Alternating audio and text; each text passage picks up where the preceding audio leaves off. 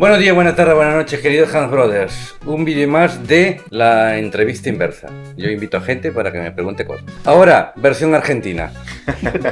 Aquí lo estáis viendo, así es que, bueno, tenéis libertad de preguntar lo que queráis. Hola, ¿qué tal? Soy Sebayaco, ya me conocen algunos, editor también. ¿Qué tal? Soy Brunancio, soy productor musical. Yo soy Nehemías, soy un católico cualquiera que viene acá para hacer el canal de Han. Hola, ¿qué tal? Soy Julián y soy amigo de Seba. ¿Cuál crees que es la barrera simbólica más degradante y problemática que podemos tener en la Iglesia Católica? Una barrera simbólica significa que vos no puedes acceder a tal lugar porque hay una barrera invisible que te impide estar en un lugar porque cargas un símbolo. Por ejemplo, sos villero, sos gay, sos ultraconservador, sos progre, sos lo que sea, y eso, con ese símbolo que la gente te da, esa etiqueta, te impide ingresar a una iglesia o a una comunidad, te impide ser recibido, bienvenido, ser tratado como un hermano más. ¿Cuáles crees que son esas barreras simbólicas o esas etiquetas que se le imponen a las personas? Yo creo que depende del contexto. En España, si te van los tíos o las tías,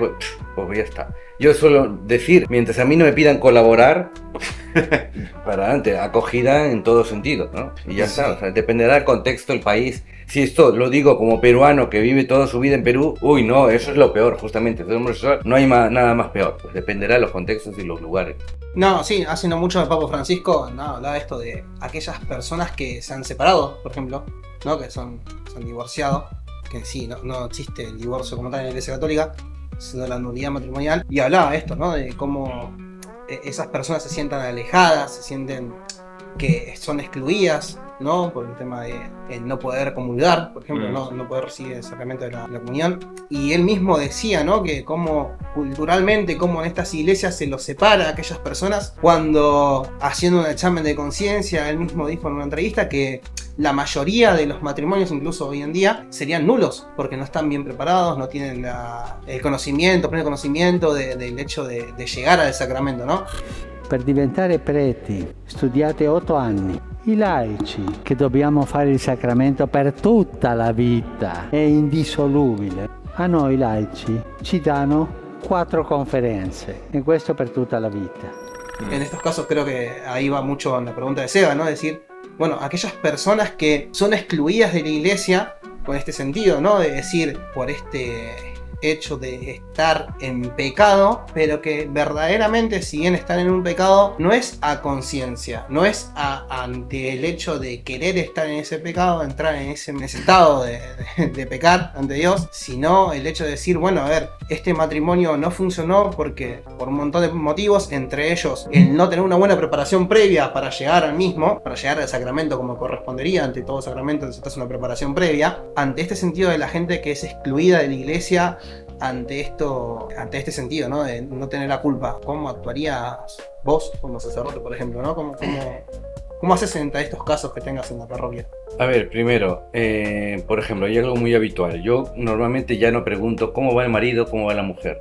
Pregunto cómo va la familia, porque hay casos y casos. Se puede que yo pregunte a un chico convencido de que tiene mujer y tiene marido. Ya por eso no pregunto así. ¿Por qué? Porque de alguna manera sí, me interesa saber cómo está para poder conocer lo que necesita. Sí, es verdad, la enseñanza de la iglesia es muy clara en determinadas cosas. Eso yo no voy a ir en contra de la enseñanza de la iglesia, pero eso no significa que lo voy a tratar distinto, ¿no? Muchas veces son los que más colaboran, los que más ayudan, porque al fin y al cabo, pecadores que vamos a hacerlo todos. Sí, es verdad que hay algunos pecados que son más escandalosos, más llamativos, que pueden influenciar mucho en los demás o puedan desorientar pensando de que ahora todo da igual, que no se está queriendo decir eso, sino que estamos siempre en la condición de fragilidad. Hay que entender o hay que volver a la idea de que la iglesia es más un hospital de campaña que un museo de gente perfecta. Es que acá capaz en La Plata vemos mucho de esas barreras, en otros países también. Eso de, porque una persona piensa tal cosa o hace tal cosa, es como que se la trata de una forma que la comunidad o el sacerdote lo hace sentir inmerecido del don de la misericordia o de ir a un templo, o lo hace tratar de una forma inferior. No, sin hablar de que no le... Si saben que hay una mujer o un hombre separado, no le dan la hostia, no le dan la comunión. Cuando por ahí no sabe su estado de gracia, pero rechaza la comunión, eso pasa un montón. Y así muchas cosas. Si saben que hay una mujer que no está casada, está con el novio, está embarazada, tampoco le dan la comunión porque no está casada y tiene un hijo, ¿no? Francisco, el papá, habla mucho de que estamos inmersos en la cultura del descarte, que la barrera simbólica es cultural, como hay muchas barreras culturales que se dan de forma inmediata, ¿no? Y quizá la persona no lo busca imponer al otro, pero que esa barrera simbólica de que yo quizá vaya a un país, una cultura distinta y yo me voy a sentir alejado. Bueno, esa cultura habla de la cultura del descarte. Este descarte se da sobre todo en las mayorías vulnerables, porque hoy la mayoría del mundo es pobre y es vulnerable, es vulnerado, y en las minorías también vulnerables, ¿no? Que pueden ser en algunos casos inmigrantes, en otros casos personas de colectivos LGTB, en otros casos muchos colectivos o grupos o personas que padecen situaciones de salud mental, de consumo problemático de drogas y adicciones. Y el descarte siempre busca descartar a esas imperfecciones que son más visibles y no hacerse cargo. En el mundo, ¿no? Porque después uno dice, bueno, somos todos parte de ese descarte, pero como que parece que en la interna de las comunidades, bueno, acá sucede mucho en La Plata. Yo creo que ese descarte se adapta a cada cultura y a cada territorio, y cada país. Por acá pasa mucho. Una persona que es pobre, ¿no? En el sentido estricto de la palabra, sin buscar ofender a nadie, ni estigmatizar, una persona que es pobre, va a ser muy difícil que vaya a una comunidad parroquial céntrica y sea bienvenido de forma cómoda. Porque si esa persona va a la misa, fue a pedir, no que lo haya hecho, sino que la gente que está en la misa, esa señora que va con joyas, ¿no? Que misa de domingo se prepara, va muy bien vestida, ve a ese andrajoso, ¿no? Como a ese le dicen, y dijo, esta pibe vino a pedir monedas. No, por ahí fue a la misa. Fue a buscar comunidad. En cambio, si la persona que está acomodada socialmente va a la parroquia, a la periferia donde está el pobre viviendo, puede ir tranquilamente. No va a ser ni juzgado, va a ser bienvenido como uno más, que por ahí viene a ayudar, que viene a colaborar, que se lo recibe bien. Bueno, ese caso yo creo que platense, que por lo menos se da y también en partes de este país. Bueno, ¿cuáles son los descartados ahí en Valencia? ¿Cuáles son los descartados en Valencia? A ver, en general se puede decir que en algunas parroquias son los inmigrantes, sobre todo de tez más oscura, África en general. O sea, sí, se puede tener en cuenta de que, bueno, estos han venido hace poco, o si no dominan el idioma, pues nada, estos van a terminar en Cáritas, si no vienen ya, van a ir, ¿no? Con lo cual, si puede haber alguna, por decirlo así, reserva por parte de los feligreses de pie de toda la vida. Ahora, hay que tener en cuenta que también esas cosas son consecuencia de la vivencia que se va teniendo. Yo puedo entender que alguien, por ejemplo, de modo instintivo, tenga reparo en acoger a alguien africano que ha venido a la parroquia. ¿Por qué? Porque su experiencia, a partir de lo que he conocido por las noticias, es que no pocos de ellos han terminado en la cárcel. Con lo cual, su modo de solventar sus necesidades ha sido haciendo uso de la violencia, hurtos o, lo que más abunda, la ocupación. Despojar a alguien de su bien material, una vivienda, vivir allí y tener el amparo del Estado. Claro, o sea, yo puedo entender que un español o un valenciano diga, es que no me nace ayudar porque no están obrando bien. O sea, están teniendo este juicio a partir de un prejuicio. Claro. Sí, pero es que tampoco lo puedo culpar. Lo importante es siempre, como en el caso de la mujer divorciada o separada que quiera comulgar, es ir caso por caso. Claro. ¿Por qué? Porque digamos, una separada que luego quiera comulgar lo puede hacer, sí, porque pueda que esa situación de separación sea transitoria o sea algo que padece, no que haya buscado. Claro. El sacerdote tiene que tener un acercamiento y al fin y al cabo orientarle. Lo mismo con un divorciado, lo mismo con aquel que sí tiene convivencia con su pareja y está embarazada. O sea, hay que verlo, ¿no? Claro. O sea, no le voy a culpabilizar 9 meses por un acto puntual. Bien, y vuelvo sobre esto que dijiste también recién, del juicio que se hace a partir del prejuicio. ¿Cuál sería quizá el consejo, no? Porque uno entiende, ¿no? Que sucede, ¿no? Uno vive situaciones y así arma su singularidad y su subjetividad. Pero ¿cuál sería el camino quizá más correcto o a la luz del evangelio para de a poco, paso a paso, poder hacer a un lado ese prejuicio y poder recibir la vida como viene? Perfecto para la doctrina de la fe, Tucho decía siempre ayudar, recibir, amar al otro más allá de cualquier circunstancia, ¿no? De ahí sale después el dignitas infinita, ¿no? De la dignidad infinita de la otra persona, ¿no? Que es una dignidad superlativa, igual, más allá de cualquier circunstancia, más allá de la nacionalidad, de lo que hizo, de lo que no hizo, más allá de cualquier circunstancia, cómo recibir al otro. Sí, creo yo que más allá de la vivencia personal de cada uno, hay un tema en la educación religiosa y social de cada persona que puede resolverse desde antes, ¿no? Hablando justo de un dicasterio, ¿no? Hablaste de Tucho, en el dicasterio para el desarrollo integral, Hay un argentino que acá también es político social, que es Juan Grabois, que él habla en un libro que él escribió, de los peores, ¿no? Dice, ¿los peores? ¿Quiénes son los peores? Justamente la mujer soltera, el negro, el pobre, el inmigrante. Acá hay muchos peores. ¿Qué son los peores? Que ya por ser ellos son los peores, hay una especie de argentino bueno, pero ahora también se habla mucho de el argentino de bien, que es el que mide la gravedad del peor, el que cura. Cuando quizás sea al revés, cuando quizás ese peor, que en base a un prejuicio, que uno no puede culpar el prejuicio de una persona por su evidencia, quizá la verdad de Jesús está en el peor, ¿no? Quizá la religiosidad que trae, su humildad, quizá está el evangelio en ese. Uno asume que en el pobre está Jesucristo, en el enfermo está Jesucristo. Y a veces creo que crecemos con una fe que te enseña un montón del evangelio, pero se olvida de que en el enfermo, en el hambriento, en el sin hogar, en el que tiene frío, está Jesucristo. O que lo enseña, pero queda una especie de frase linda, pero que en la realidad a muchas personas, a mí me pasa, a todos, se le hace difícil. Bueno, ¿qué podemos hacer nosotros como iglesia para que eso deje de ser así? A ver, ¿qué hay que hacer? Lo que hicieron los santos, volver al evangelio de modo recurrente y volver a la necesidad de los sacramentos, que parece que fuera simplemente un consuelo de abuelita de parroquia, ¿no? Cuando no, es que en verdad, cuando uno se lo toma en serio, uno se va dando cuenta de que la base capital de todo es que somos hijos de Dios. Es que no hay nada más grande que eso. El no volver a esa fuente hace que luego pues uno levante muros y lo que de alguna manera nos va separando unos de otros. No es fácil, no le fue fácil a los primeros cristianos, no le ha sido fácil a nosotros y no será fácil después. Es saber que no tenemos la tarea aprendida, que seguimos en crecimiento y que sobre todo nuestro frente es el Señor. Tener que seguir buscándole a Él. Obviamente que eso se va a tener que concretar. No nos olvidamos de que el Señor está en los enfermos, en los encarcelados, porque si no, no existirían esas pastorales. Claro. Y las existen. Hay esta pastoral circense, ¿no? O sea, la hay. No nos olvidamos. Solo que Perdón, ¿circense cuál sería? tienes que leer un poquito más. La de los circos. La de los circos. Luego te cuento. Bien, claro, bien, buenísimo.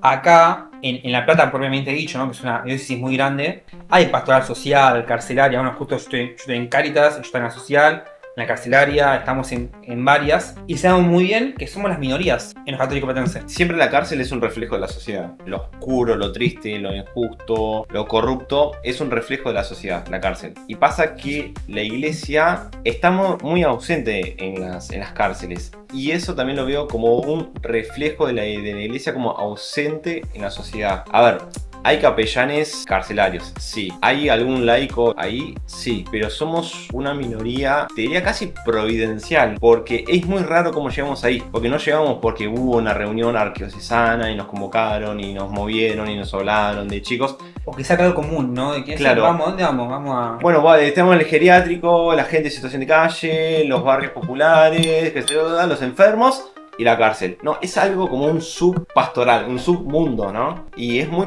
literal, es muy provincial como llegamos ahí. Es como que lo veo como de esa forma, como diciendo, sí, somos una minoría muy minoritaria, ¿no? Y es por eso que a veces hablamos sobre cosas o denunciamos sobre cosas que incluso hacen enojar a nuestra iglesia platense. Pero es que hay que tener en cuenta cómo empezó todo esto. Con un Cristo que hizo enojar a los judíos. Sí, bueno. O sea, claro, o sea, sí, de alguna manera uno podría verse desalentado. Los curas no nos apoyan, el obispo pasa olímpicamente a nosotros, las monjas prefieren hacer su rosario y quedarse en casa, y con lo cual yo estoy laico solo aquí dándolo todo. Pues mira, es igual que Matías, el que reemplazó a Judas Iscariote, en una faena en la que ni se veía venir y le tocó. Y allí tuvo que hacer lo que tuvo que hacer mientras vivió. Es también de alguna manera un modo de ver cómo el Señor nos va poniendo donde Él más necesita gente. Y si en el caso vuestro os ha puesto allí, pues es allí donde hay que dar fruto. Es que no todos pueden hacer lo mismo, porque si no ya se pierde la mística del cuerpo místico de Cristo. Claro. Que no todos pueden hacer lo mismo. No todos los curas pueden estar en la cárcel, no todos pueden estar en el hospital, no todos pueden estar en los colegios. No, hay una diversidad. Es verdad que sí, que hay que saber encontrar alguno que tenga una sensibilidad especial y tú ahí pinchando como para que despierte y tenga el ánimo. Es esperar, estar a la expectativa, pero no por ello desalentarse. Porque al fin y al cabo, si el Bien. Señor te ha puesto allí, hay que dar fruto. Ante este sentido, ¿no? Acá en La Plata sucede algo muy peculiar, no sé si se pasará también en Valencia, que se llama acá la figurita repetida, le decimos nosotros, ¿no? Sí. Que las mismas personas están en todos lados. Y no sucede por un sentido de decir quiero figurar, ¿no? Sí, en este caso, por ejemplo, a mí me lo dicen, a Sea se lo dicen, a Jul se lo dicen, ¿no? Como que participamos de varias pastorales o estamos en varios lugares ayudando. Hay un montón de personas que están así en La Plata. Pero es porque, por ejemplo, en mi caso personal, ¿no? Se siente el hecho de decir, bueno, falta esta pastoral, hay que hacerlo, hay que impulsarlo, pero una vez que uno le impulsa, no falta esto de decir, bueno, se tiene que seguir. Lo he hablado con varios sacerdotes y quisiera ver tu postura, ¿no? Es decir, ¿cómo se puede discernir si esa pastoral se mantiene por la persona o verdaderamente es que Dios quiere que se mantenga en el tiempo, ¿no? Que no sea solamente por un impulso de una persona y que se muera después de la misma, por así decirlo, es decir, morir, mal dicho. ¿Cómo se puede discernir si esa pastoral como tal debe de mantenerse y es algo, por así decirlo, que Dios quiere, o es simplemente la vanidad, se podría decir, de uno por decir, no, esto veo que falta y veo que se necesita y como nadie lo hace, lo hago yo porque no hay nadie más? Vale, en eso te pueden responder la multitud de santos y santas fundadores de congregaciones. No estoy diciendo que vas a tener terminando fundando una congregación, No. sino que llegado el momento, ellos también se hicieron esa pregunta. ¿Esto es una iniciativa personal o algo que viene de Dios? Mientras vivieron, sí, trataron de trabajar con aquellos que se les juntaron a que esto vaya para adelante. Pero llegado el momento, sí que, por decirlo así, materializaron en un documento qué es lo que los identifica, qué es aquello que los hace tener esa pastoral y no otra. Y eso lo presentaron ante la iglesia para que dijera, esto viene de Dios. Es verdad, en algunas de esas iniciativas se convirtieron en las grandes órdenes religiosas, o en las congregaciones, o ahora en los institutos de vida consagrada o institutos seculares. Pueda que eso no termine concretándose en algo tan grande, o pueda que sí. Ya dependerá del obispo que recepcione ello, obviamente es al obispo al que se le ha de dirigir para que lo haga suyo. De manera de que si tú, por tu agotamiento personal, por tus quehaceres naturales, tienes hijos, estás casado, yo qué sé, por el límite de tu vida, si él ve que esto era de Dios, pues lo hará suyo y lo encomendará a otro más. O te dará un refuerzo. Es llegar el momento en el saber decir, bien, como me puede esta duda, lo voy a poner a los pies de la iglesia. ¿Cómo? Un documento y se lo presentas. Señor obispo, pasa esto, usted vea.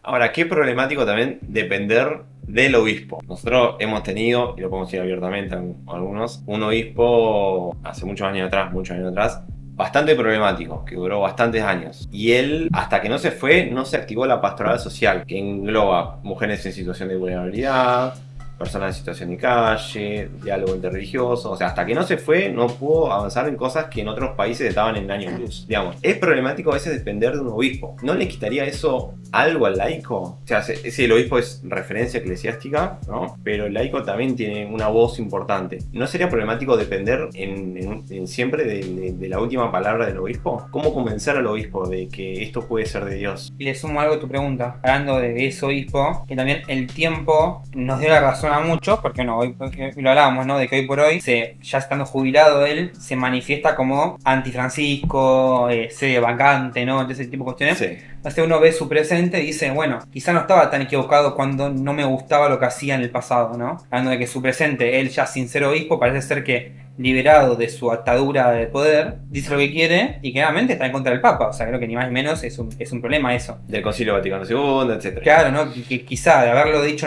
cuando era obispo, quizá lo hubiese dejado de ser, hubiese tenido otros problemas. Claro, no los tuvo. Y los que decíamos, che, esto no me copa, no, ¿cómo va a estar en contra del obispo? Es muy puntual el caso, pero se da. Y se ha dado muchas veces, todo el tiempo, ¿no? Y se seguirá dando. Y seguirá dando, bueno. Sí. ¿Qué garantía tenemos? No, suma tu pregunta. ¿Qué garantía tenemos los laicos para darle valor a nuestra voz ante estos temas, estos problemas? Ir sumando a otros laicos para que la obra permanezca, ¿no? Eso es uno. Y dos, confiar en que el que dirige la iglesia es Cristo. Todos hemos podido tener experiencias con determinados obispos. No dejan de estar en el ámbito de la fragilidad. Los obispos sí son sucesores de los apóstoles en la medida en que están unidos al Papa y a los demás obispos, no como en la individualidad, porque en su individualidad pues, son pecadores y la pueden cagar, pero que no veas. Razón por la cual, sí, si esto viene de Dios, es pedirle al Señor que Él conduzca a su iglesia. Y si de alguna manera pues tiene que apartar en algún momento un obispo, que nos conceda la perseverancia en el buen obrar, hasta que pueda Él enviar un pastor conforme a su corazón.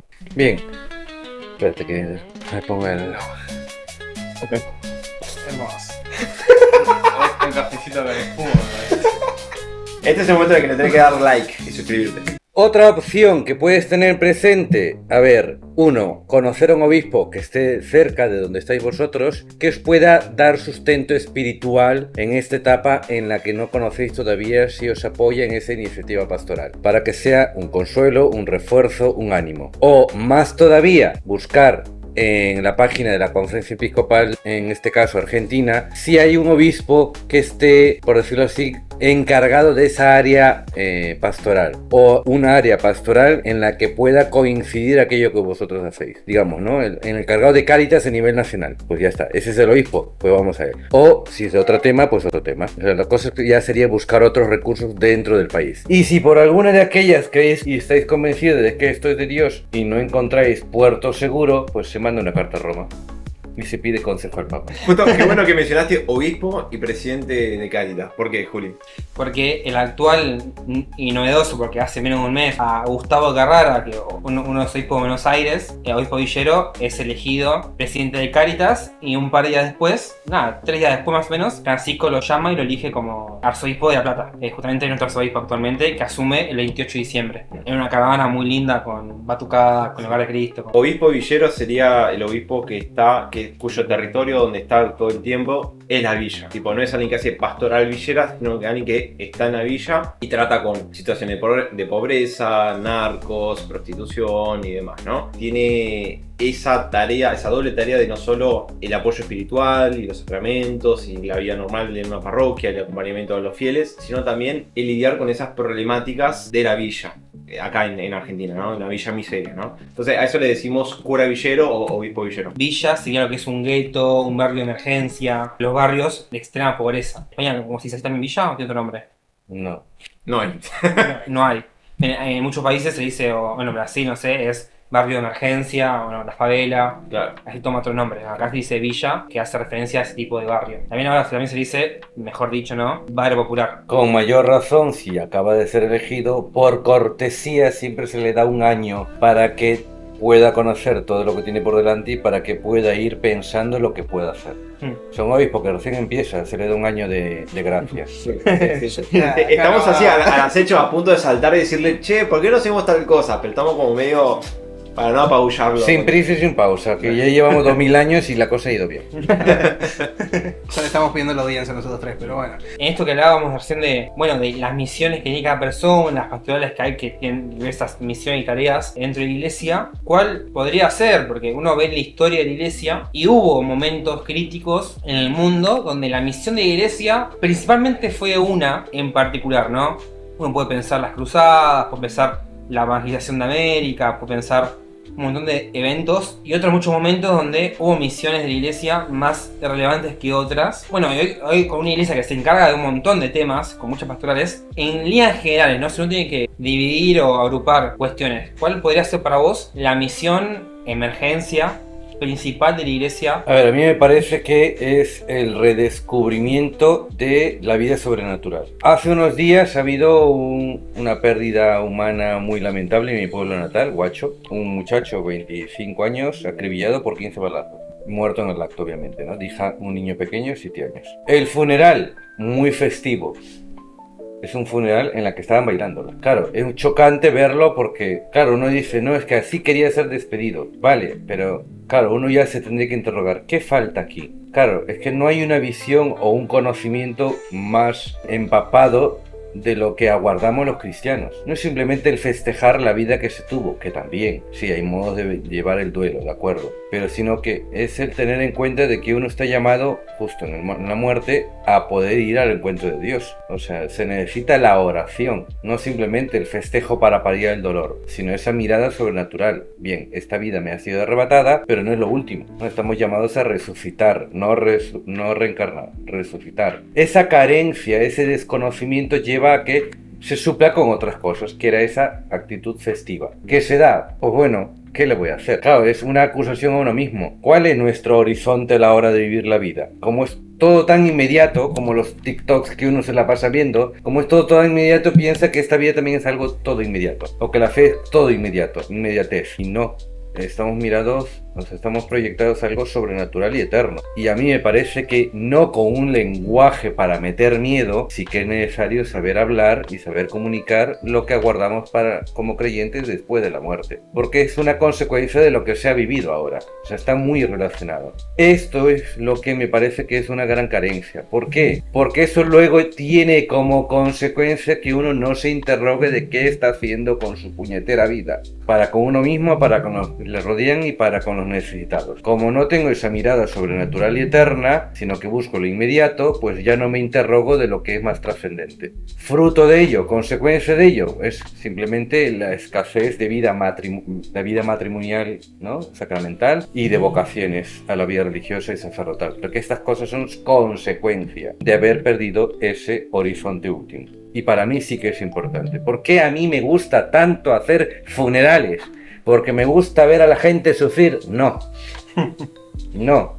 Sino porque creo que es la situación en la que uno está más abierto de corazón a poder escuchar una palabra de aliento y de consuelo. Y qué mejor que aquello que nos hace únicos como creyentes, que es la esperanza de resucitar. Ese es el corazón de la fe cristiana. Si no hay resurrección, toma por culo todo. Sí. Claro, y justo esto que nombraste, ¿no? Estos dos sacramentos de servicio que andan escaseando bastante, ¿no? Tanto el de la vida matrimonial como el de la vida sacerdotal consagrada. Siempre nos olvidamos, o el laico promedio se olvida de ponerse a pensar en esto, ¿no? No el laico ya casado, obviamente, sino decir que son sacramentos de servicio a la comunidad, servicios a la iglesia, ¿no? Servicios para Dios. Y en ese sentido, creo con esto de trascender, nos olvidamos de la importancia de los sacramentos, ¿no? De esto de lo sobrenatural, la gracia de Dios dada, regalada gratuitamente al hombre, de lo importante que es. Porque en todo esto que estuvimos hablando, que estuviste contestando hasta ahora, creo que bien nos vale decir que todos los errores que cometemos como humanos, porque cometemos nosotros, cometemos demás,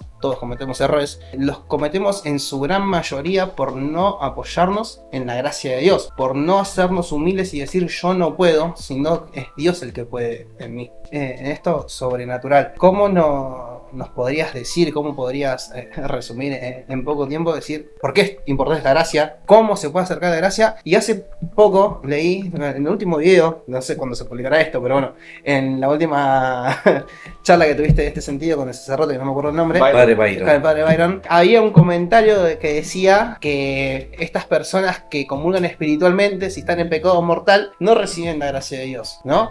¿Por qué? Porque el pecado mortal corta la relación directa con Dios. Y hay mucha, por lo menos en La Plata yo he hablado con varios sacerdotes, hay mucha controversia porque esta gracia de Dios sacramental, la gracia actual, si mal no me acuerdo, es un regalo de Dios que en cierto sentido no importa que vos estés o no estés en gracia, porque es un regalo de Dios directo. No es como la gracia habitual. En ese sentido, entonces, aquellas personas que están en pecado mortal, aquellas personas que están alejadas de la iglesia, ¿no? El hecho de incentivarlas a acercarse a Dios, obviamente con el sacramento de la reconciliación, en lo posible, pero hay casos donde no se puede impartir. ¿Cómo aconsejarías que se acerque a Dios a aquella persona que la misma iglesia aleja diciendo no? Dios, como estás en pecado mortal, Dios te niega la gracia, por así decirlo. Cuando es uno que niega la gracia de Dios, no, uno es el que le dice que no a Dios. Pero cómo ver esta mirada de la iglesia diciendo no, como vos estás en pecado mortal, estás alejado de Dios, y eso es lo que conlleva a todo lo demás, ¿no? A todo lo negativo que estemos hablando. No sé si me expliqué. Sí, sí. A ver, al ser casos puntuales tendría que haber un acompañamiento personalizado.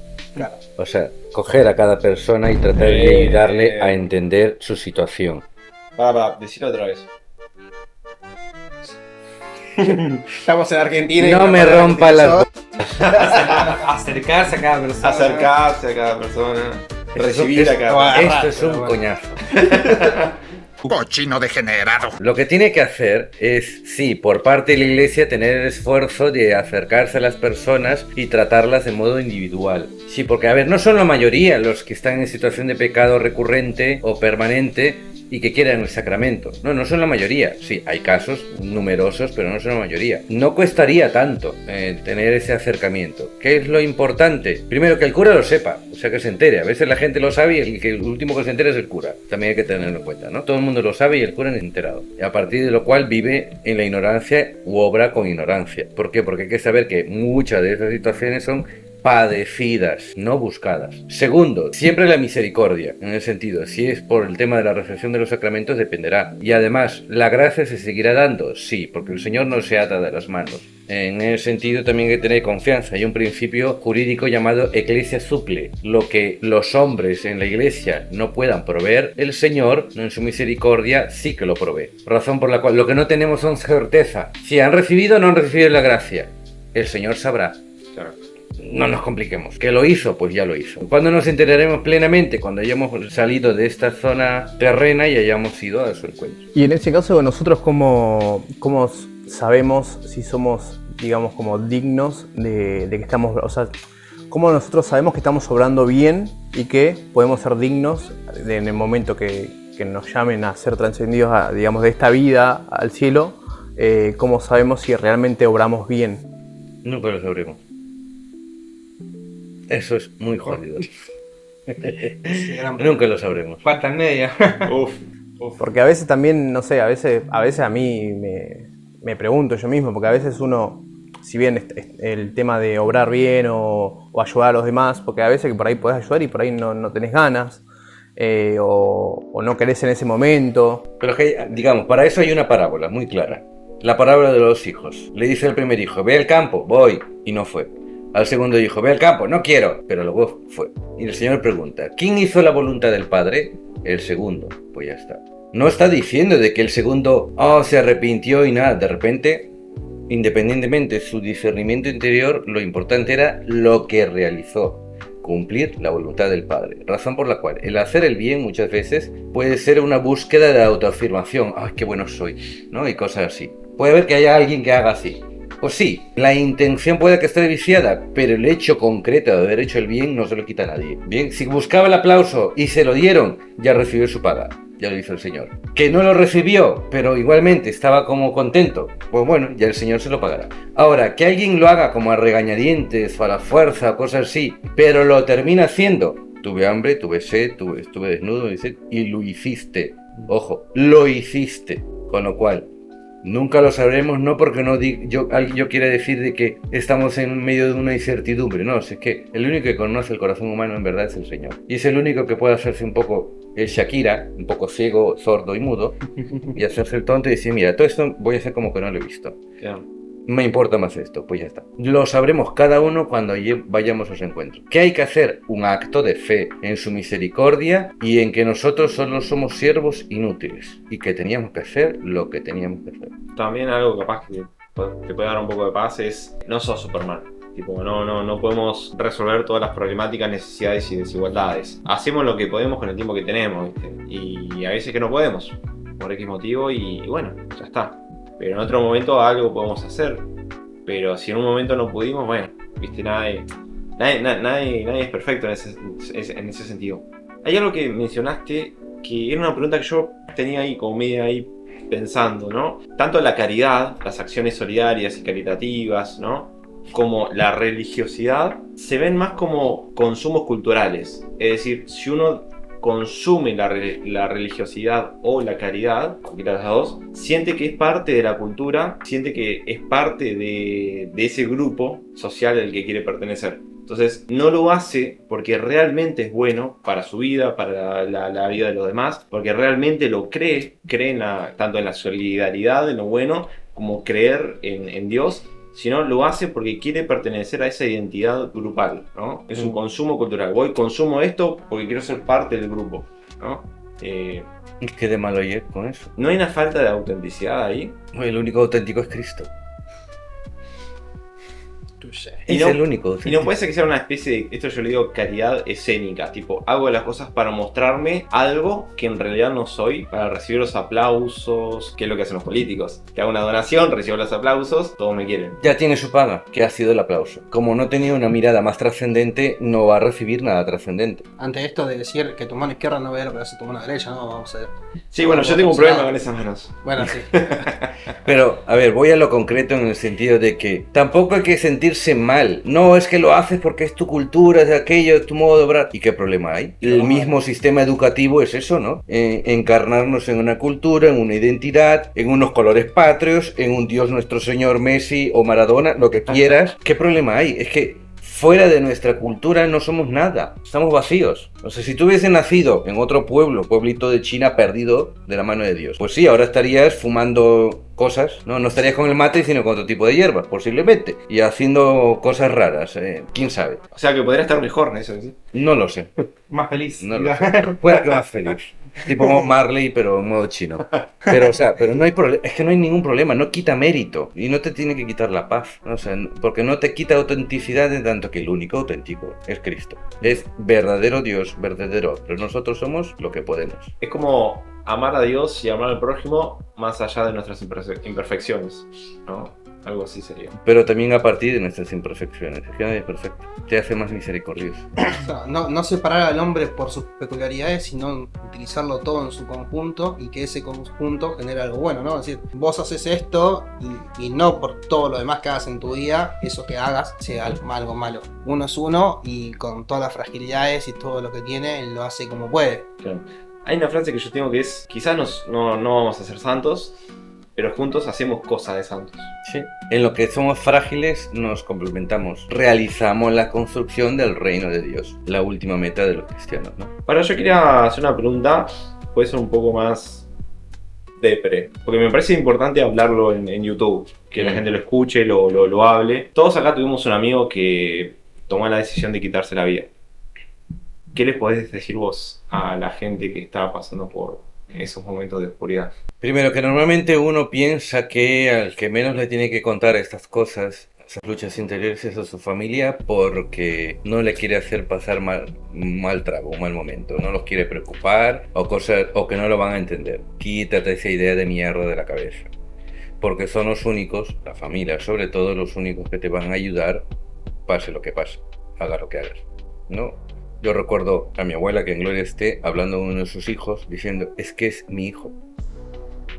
Es mi hijo. Ya está, da igual lo que haya podido hacer o lo que haya hecho contra mí. Es mi hijo. Siempre hay que buscar a aquel que nos entiende. En este caso, empezando por la vida familiar. Si no hay esta, pues el grupo de amigos, en el que uno pueda ver que sea más factible abrir el corazón. ¿Para qué? No quizá para encontrar una solución directa e inmediata, sino porque hay que saber desahogar el corazón. Y si esto va acompañado también de una sinceridad en oración con el Señor, que es ir delante de una capilla, delante de un sagrario y vomitar todo lo que llevas dentro, pues mejor. Lo cual no quita que luego se busque, según la gravedad de cada uno en esa situación, busque ayuda profesional. O sea, se tiene que ir a un psicólogo o a un psiquiatra, lo que haga falta, la pastillita, y tan tranquilos. Y no pasa nada, ¿vale? O sea, así como hay pastillitas para los diabéticos, para los que están con el colesterol o la tensión, pues bueno, pues los que están con depresión. Si necesita pastillita, pues pastillita para adentro, como la gallina comiendo maíz. O sea, no hay problema. Ahora, si esto decanta en la pérdida humana de alguien, ¿qué tienen que hacer los demás? Familias y amigos. Primero, no alimentar el sentimiento de culpabilidad. Es que debí verlo, es que debí hablarlo, es que debí adelantarme, es que, mira, quítate la calentura de la cabeza. ¿Por qué? Porque hay una tentación muy recurrente y muy actual por parte del maligno para los cristianos, que no es dudar de la existencia de Dios, sino dudar de su bondad para con uno. Dios no es bueno conmigo. Cuando la conclusión de todas nuestras luchas mentales e interiores es Dios no es bueno conmigo, esa argumentación, por muy buena que sea, no viene de Dios. Tírala a la basura. No vale para nada.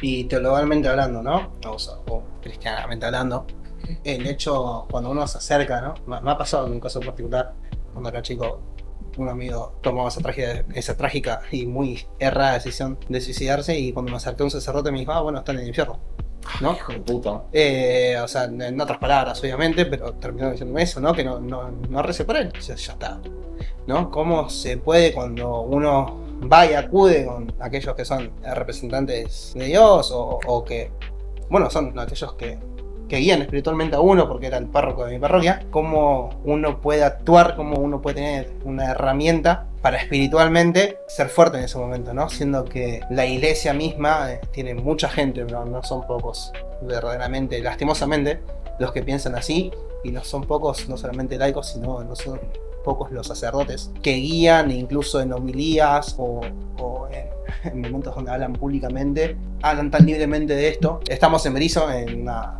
provincia de Buenos Aires. Ya en lo que va del año hubo 3 suicidios en esta ciudad. En pocos días, en 4 días ya hubo 3 suicidios. Lastimosamente probablemente haya más. Como desde la iglesia, ¿no? Cómo podemos dar herramientas para aquellas personas que tienen, en este caso como me pasó a mí, de decir, bueno, si el sacerdote más cercano, ¿qué es lo que la iglesia dice de estos casos? ¿O qué es lo que se podría decir? Hay que tener en cuenta que hay mucho cura estúpido, sí. Y con toda paz hay que reconocerlo. Por una parte. 2, que hay mucho cura ignorante también.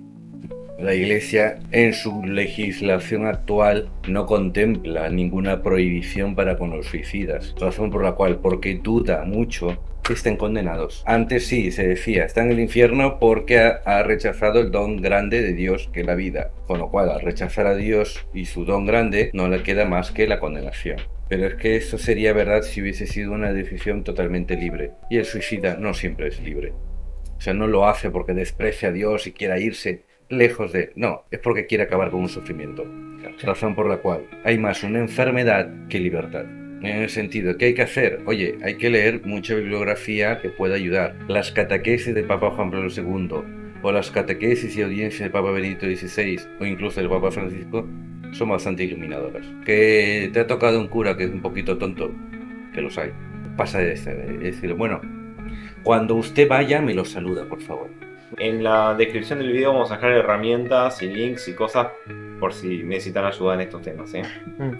Yo sumo algo a eso. También es importante, no solamente, o sea, hay que hacerlo, no solamente pensar el suicidio desde la salud mental, sino también pensarlo más allá de la singularidad de la persona. Porque eso sí a veces abarca desde la psicología y hay muchas cuestiones. Pero preguntarse, ¿no? ¿Por qué, por ejemplo, hoy en la Argentina, hoy por hoy, estamos en el pico de suicidios en masa, ¿no? O sea, que cada vez hay más jóvenes entre 15 y 26 años, 25 años, que se suicidan. Y eso uno ve la historia y estadísticas sociales. Piensa en la crisis de 2001, acá en Argentina, una crisis muy, muy fuerte económica. Bueno, los suicidios en su mayoría fueron de gente adulta. Y uno entiende que la crisis, el corralito bancario, fue lo que llevó al suicidio. Breve resumen del corralito bancario: no podías retirar tanta plata todas las semanas, y entonces todo lo que tenían que pagar, hipotecas, alimentos, colegios y esas cosas, no podían pagar. Entonces muchos se endeudaron, empresas cerraron, mucho caos, sufrimiento, hambre. Claro, ¿no? Y la incertidumbre, ¿no? Esas cuestiones genera. Y hoy por hoy ese fenómeno ataca a las juventudes y así en cada época ha habido su población que ha sufrido el suicidio. Bueno, y pensar, bueno, qué pasa en el mundo y el rol de la iglesia en el mundo para con este mundo que propicia que la gente quiera dejar de vivir, ¿no? Después claramente hay cada situación, cada originalidad de cada persona en su vida, que suceden cosas de ella o de él que lleva a que haga esa decisión, a que la tenga. Pero también hay un contexto social que lo acompaña. Hay un sistema, hay un mundo, hay una sociedad que te deja matarte, ¿no? Porque uno busca ayuda y después no la encuentra, porque faltan dispositivos de atención psicológica, porque si no tengo obra social o plata no puedo ir a internarme o ir a un hospital psiquiátrico o psicológico. Hay muchas cuestiones, ¿no? Alrededor de eso. Sin más lejos, echaron a 200 trabajadores en Bonaparte, Hospital de Salud Mental. Sí, acá en Argentina tenemos un solo hospital nacional, a nivel nacional, después hay provinciales, ¿no? Todo, pero hay un solo hospital nacional de salud mental que hace muy pocos días echaron a la mayoría de médicos, psicólogos, psiquiatras, médicos, enfermeros. Y también echaron, por ejemplo, había nada más 10 trabajadores sociales y echaron a 9. Entonces, claro, vos decís,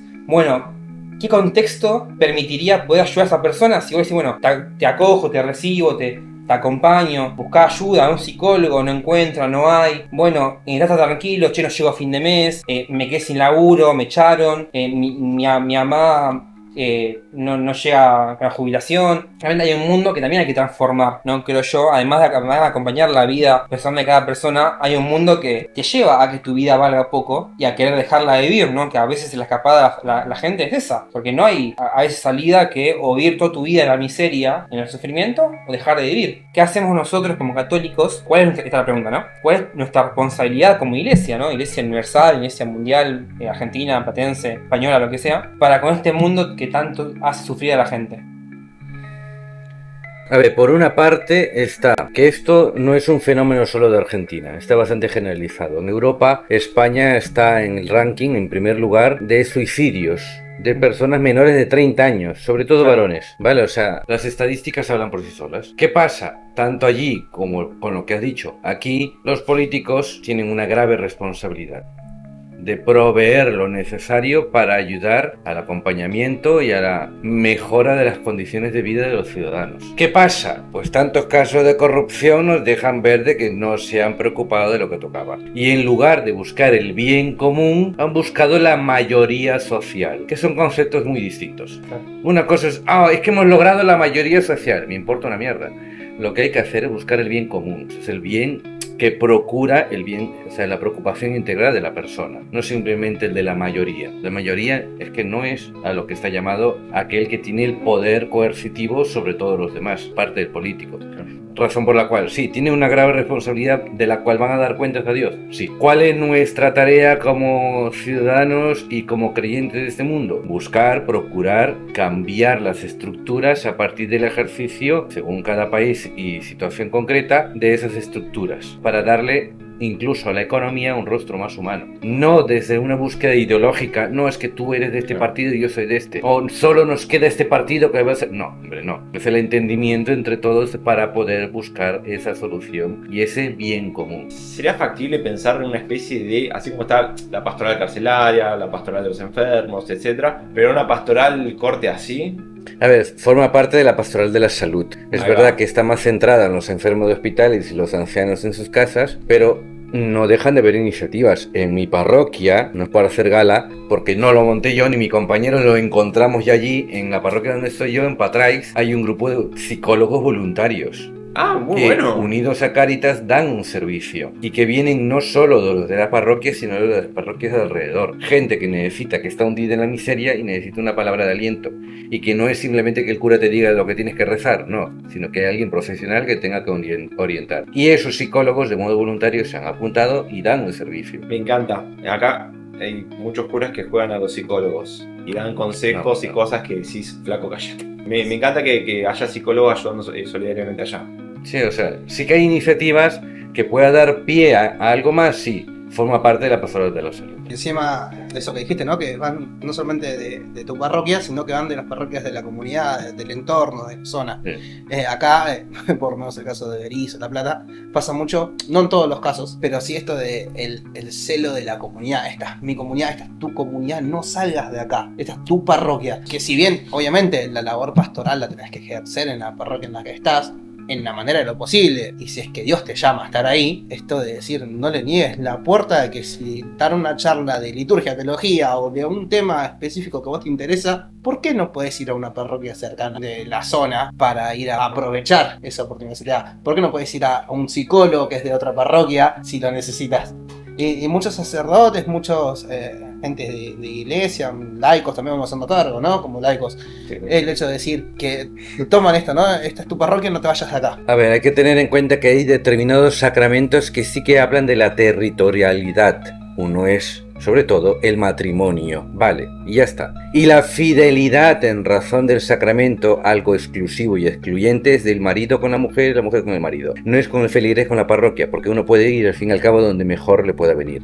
En razón de que trabaja por allí, pues va por allí. O estudia por allá, pues va por allá. Y se ha acabado. Además, si te ha tocado un cura inepto, tienes toda la libertad de irte a otro sitio. No porque simplemente te guste que sea algo más bonito, sino porque uno quiere estar en el encuentro de Dios. Sí, es verdad, la realidad sacramental es más grande que los sacerdotes. Sí, que uno no busca una misa por aquí y por allá porque se sienta mejor simplemente, pero a ver, somos afectividad encarnada, no dejamos de ser afectivos. Hay que facilitar que la gracia sea efectiva sin anular la afectividad del individuo. Con lo cual, si hay desafección porque ese párroco, esa comunidad parroquial no le llama a la oración, sino más bien a la rabia, pues chico, si aquí no puedes florecer, busca otro lugar donde el Señor te dé lo que necesitas y ya está, ¿no? O sea, no son, por decirlo así, siervos del feudo. Sí, igual a eso me gustaría agregar de que cuando uno se mueve de ese lugar, no atacarlo y no fomentar esta rabia que te puede llegar a suscitar o este enojo, esta resonancia negativa en el otro lugar, sino olvidarse, dejar que esa comunidad, después de decirle el porqué, o siempre con esto de la corrección fraterna, y decir, bueno, me voy de acá porque no puedo ofrecer, pero tampoco voy a llevar eso a otro lugar, ¿no? Creo que es importante remarcarlo, ¿no? Decir, bueno, me voy a esta comunidad por esto, pero la otra comunidad no tiene por qué enterarse, no tiene por qué saber, y no tiene que sentir nada negativo sobre la otra, porque tal vez esa comunidad no está actuando mal, sino que simplemente uno mismo no se encuentra en ese lugar, y a otro le sirve, ¿no? Los carismas de la iglesia son amplios y diversos, y todo procede del mismo espíritu. Un carisma le puede servir a uno y no al otro, y así sucesivamente. El cuerpo místico es muy grande. Ah, bueno, a ver, es que ese, por decirlo así, esa ansia de tener a los pollitos dentro del corral se puede entender de hace años atrás. Es que ahora todo el mundo está yéndose de un sitio a otro. Que yo soy un pinche panchito peruano que está en Valencia, no me fastidies. O sea, soy el ejemplo de que ya cada uno va donde el Señor le llame. Y así que ya está. Momento latinoamericano. ¿Qué significa panchito? Panchito. Porque para nosotros panchito es un hot dog.